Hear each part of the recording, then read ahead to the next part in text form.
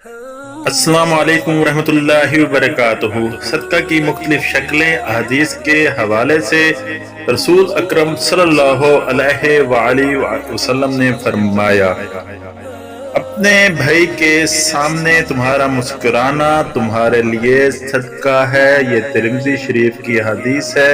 हदीस नंबर है 1956। तुम्हारा भलाई का हुक्म देना, बुराई से रोकना सदका है। तिरमिज़ी शरीफ की ये हदीस है। भटक जाने वाली जगह में किसी को रास्ता दिखाना सदका है। पत्थर, कांटा और हड्डी को रास्ते से हटाना सदका है। अपने डोल से भाई के डोल में पानी डालना तुम्हारे लिए सदका है। सवाब की नीयत से अपने अहलो अयाल पर खर्च करना भी सदका है।